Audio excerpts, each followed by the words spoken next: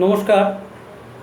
সঞ্জয়ের সঙ্গে কিছুক্ষণ ইউটিউব চ্যানেলে আমি সঞ্জয় কর্মকার সকলকে জানাই স্বাগত।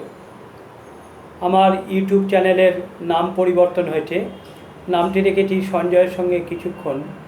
আর এই চ্যানেলে যে বিষয়বস্তু আলোচনা করব বা আলোচিত হবে সেটা মূলত রাজনৈতিক ভিত্তিক কোনো আলোচনা বা কোনো রাজনৈতিক ব্যক্তিত্বকে নিয়ে আলোচনা আমি করব।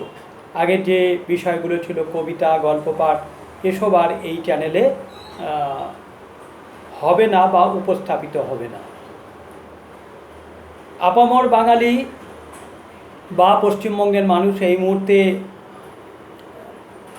ভোট নিয়ে আলোচনায় ব্যস্ত বা ভোট নিয়ে তারা চিন্তিত। এই কারণে চিন্তিত, বহু মানুষের ভোটাধিকার নাম সাপ্লিমেন্টারিতে আসেনি বা অনেকেই জানতে পারছেন না। এই নিয়ে অনেকেই আছে চিন্তিত। যাদের নাম 28 তারিখের তালিকায় এসে গেছে তারা অবশ্যই চিন্তামুক্ত যে তারা এবছরে ভোটটি দিতে পারবে, কিন্তু বেশ বহু সংখ্যকের নাম, অর্থাৎ নির্বাচকের নাম বা ভোটারের নাম বাদের তালিকায় গেছে, তারা ভোট দিতে পারবে না। আর বাকি রয়েছে বিবেচনাধীন। সেটা বিচার ব্যবস্থায় যারা যুক্ত আছেন তারাই সেটা এখন দেখছেন। সুপ্রিম কোর্টের নির্দেশে এই মুহূর্তে প্রথম সাপ্লিমেন্টারি তালিকা প্রকাশ হয়েছে, তাও পুরোটা প্রকাশিত হয়নি।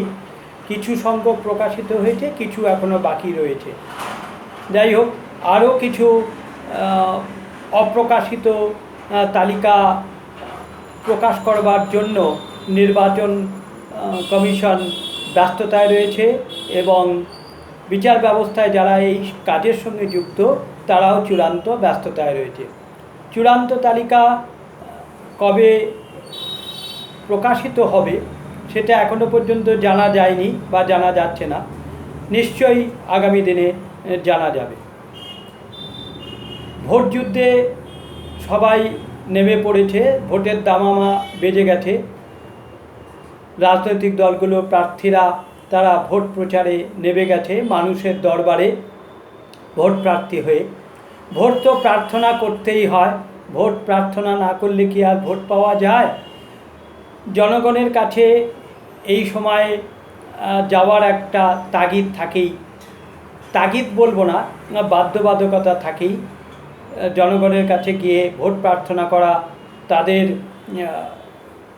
কথা বলা, তাদের দলের নির্বাচনী ইস্তাহারের কথা বলা বা তাদের দলের কর্মসূচি ঘোষণা করা বা তারা কি করতে চায় আগামী দিনে সেটা জানানোর জন্য তারা নির্বাচকের দরবারে বা নির্বাচকের দরজায় কড়া নাড়ে। যাই হোক, এই মুহূর্তে খুব সম্ভবত মনে হয় চতুর্মুখী লড়াই হতে চলেছে।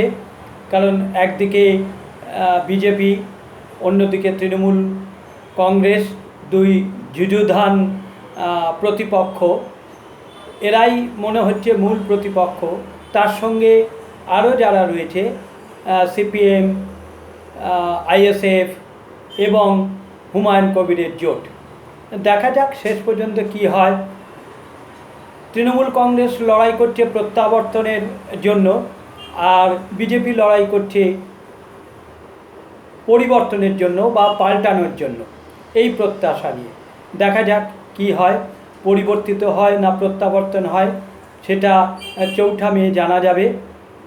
আমরা সবাই যারা ভোট দেওয়ার জন্য অপেক্ষা করছি, এক একটা দিনে এক একটা দফায় ভোট হবে।